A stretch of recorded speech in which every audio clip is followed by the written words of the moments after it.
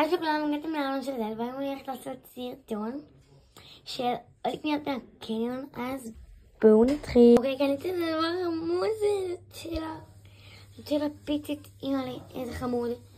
ואני הולכת לפתוח את זה איתכם ביחד, אבל אחר כך אני אפתח את כל הדברים שצריך לפתוח. אז אני מניחה את זה כאן בצד, אתם רואים? ובואו נתחיל ונעבור לדבר השני. אוקיי, קניתי מסקרה ספטונה. זה שקוף, תראו, זה נראה אדום וזה שקוף והוא טוב ברמות.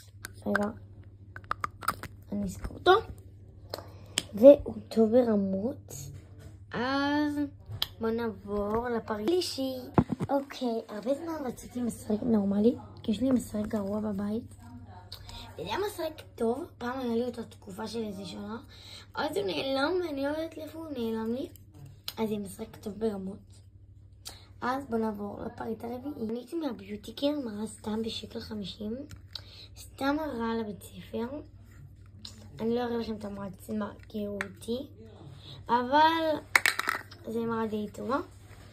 אני הסתכלתי, לפני שקניתי, הסתכלתי וזה טוב. למרות שזה ב1.50. אבל עדיין. אז בואו נעבור לפריט הבא. קניתי את הקליפסים האלה. הם יפים, אם אני אומרת, זה ב10 שקל באורבניקה. רגע, אני אפתח את זה. אני אפתח את זה עכשיו ותראו איך זה. אוקיי, הנה הקליפסים האלה. נכונים שהם יפים, עושים. תראיכם, זה ככה, סבבה כזה, וזה ככה. אז בואו נעבור לפריט הבא. תקשיבו, לא שמתי לב שקניתי עוד משחק.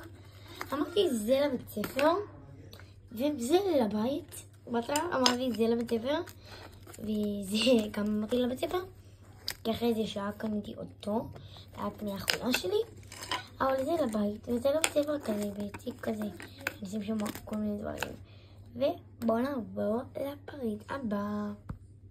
עכשיו, וואי, נגמרו לי כמעט כל הגרביים. אני לא מוצאת זוגות, אז קניתי מפוקס. קניתי את הגרביים האלה, והם נוחות לי, אז אני קונה אותם. אז בואו נעבור לפריט הבא. קניתי כאן מפוקס. את זה. זה ממש נעים, נעים ממש, וזה יהיה לעוד שיהיה לי קר בכיתה ושלא